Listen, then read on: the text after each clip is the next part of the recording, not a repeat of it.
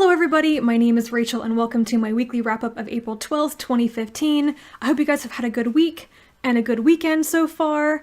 I have been busy. Just everything suddenly happened this weekend and there are lots of stuff I need to get done, so I don't really have a funny intro. I'm just going to jump straight into telling you what I read this past week. The first book that I finished was Babel 17 by Samuel R. Delany. This is a 1960s science fiction novel. It is considered to be a classic in the field, and it is based on the idea of the Sapir-Whorf hypothesis that language can in some way influence or control the way people think or behave. It's a very interesting idea, and I did an entire review on this book, which I'll link down below. If you want to know more about how I felt about it, I'm not going to repeat myself again here. This was a really enjoyable classic science fiction novel. I'm not really into classic sci-fi or classic fantasy for that matter, but I try to read some here and there to get a better sense of where the genre has come from. You know, I like knowing the foundational works in the field, so usually I read them just to say that I've read them and I don't enjoy them immensely, but this is one that I really did enjoy reading. I thought the idea was very interesting. I really enjoyed the characters, especially the main character of Rydro Wong, and I'm overall pretty interested in reading some more Delany because of this book. The next thing that I read is actually a webcomic collection. This is Girls with Slingshots Volume 8 by Danielle Corsetto. I count these. Why do I count these? Because I always have. I don't know why. Girls with Slingshots was a webcomic that ran for 10 years online. It recently wrapped up last month, I think. I've kind of lost track of time.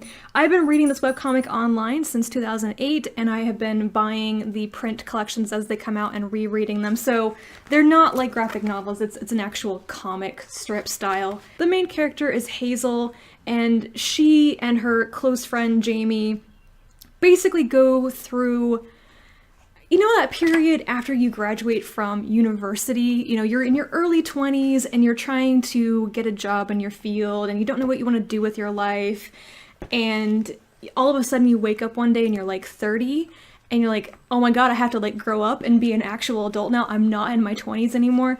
That's kind of what I think this webcomic explores, is the main characters going from that post-college phase to, you know, stable relationships, marriage, children, and that final stage of maturing. The older I get, the more I appreciate this. It was just kind of fun when I was a teenager, but now I'm rereading the stuff as a fully grown adult out of university myself with a career and going, yeah, I understand how terrifying growing up is.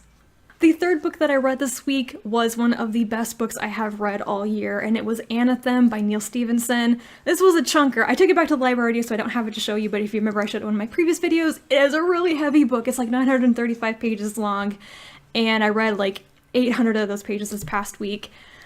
Oh guys, I loved this book. It is so complex. I'm gonna have to reread it probably 2 or 3 more times before I think I fully grasp all of what's going on in that book. It is so complex. It has so much theoretical stuff in it. And then all the stuff about like multi-universes and what do they call it? The polycosmic theory. Oh, guys, I cannot talk coherently about this book. I loved it so much, and it's so complex. Even the plot is like, I could do an entire like 15-minute video just talking about what this book is about.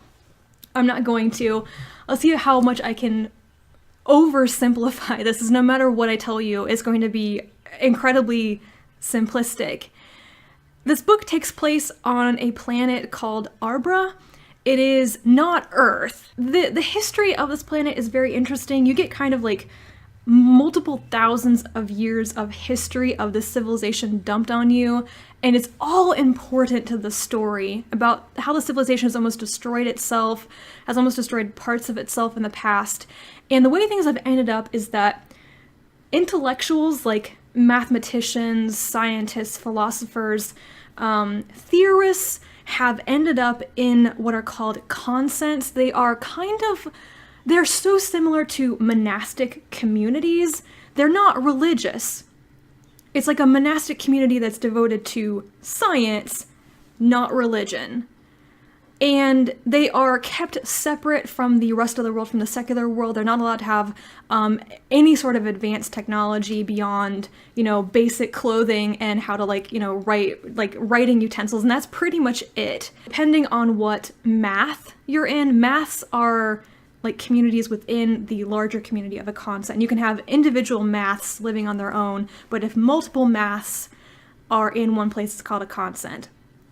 And depending on what math you belong to, you can have contact with the outside world every 10 years, every 100 years, or every 1,000 years. So it's not a lot of contact with the outside world. Therefore, what goes on inside the consents is relatively static. They don't change that much within the communities. They preserve knowledge. They make theoretical advancements, but that's about it.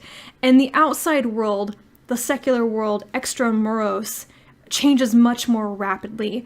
So because of this division, the division is very important to the story. Our main character, Fra Erasmus, is from the consent of Saint Edar, and he is a tenor. His math has contact with the outside world every 10 years. Basically, there's something in the sky. It is deemed to be secular knowledge, so they shut down all the observatories and the consent so that the avowed, the intellectuals inside of the consent can't see what's going up in the sky. But Fra Erasmus's mentor, Fra Aroldo, does find out what's up in the sky, and then he leaves, and Erasmus and his friends, they're all a bunch of teenagers, are trying to find out what Aroldo discovered and what's actually going on.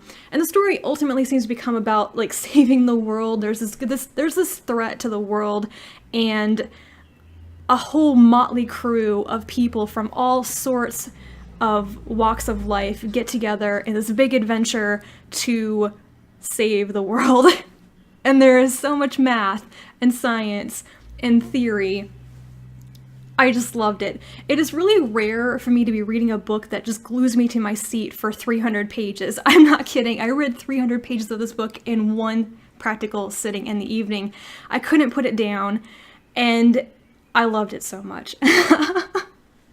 So that's my, I'm feeling I'm kind of fangirling about this book without really giving you a clue about what it's really about, but I don't want to spoil anything for you, and obviously I'm incoherent today, so I really enjoyed it, and I'm going to be getting my own copy soon. I'm going to have to reread this book in the not too distant future. The final book that I finished this week was The Courts of Chaos by Roger Zelazny. It is the 5th book in the Amber Chronicles series, so it's like a middle book, but it's also the end of the first cycle, the Corwin cycle. So it's the end of Corwin being the main narrator and the protagonist of the series, and then the 6th book we begin the Merlin cycle, which is his son being the protagonist.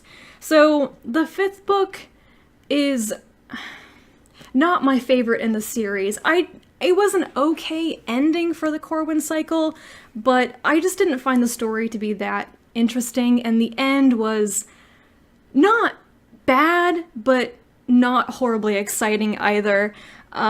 Basically, Corwin is going on this quest he's trying to get from Amber, which is stable world, to the Courts of Chaos, which is where reality kind of starts to break down, and he has to go there and do something to help save Amber.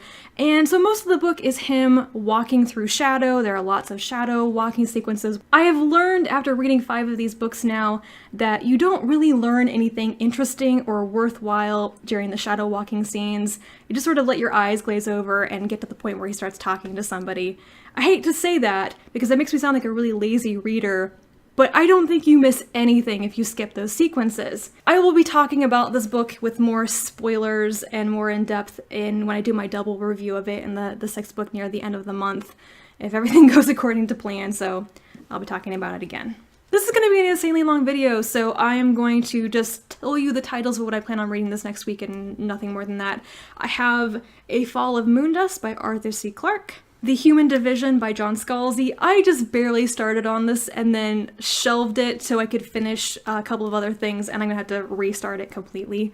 And Cryptonomicon by Neal Stephenson. This is the other beast of a book that I want to get done in April. And on my phone, I am listening to an audiobook. It is Austenland by Shannon, Hale. I don't usually listen to fiction on audio because I have a harder time tracking the story, but it is short. It's only like 6.5 hours long, and I'm listening it at 150% speed, so I will probably finish this today at some point.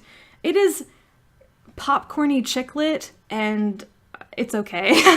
It's entertaining while I'm doing housework. That is what I read this past week. That is what I'm planning on reading this coming week. If you have read any of these or you're interested in them, you want to talk about them, please comment down below. I would love to hear from you. And until my next video, bye.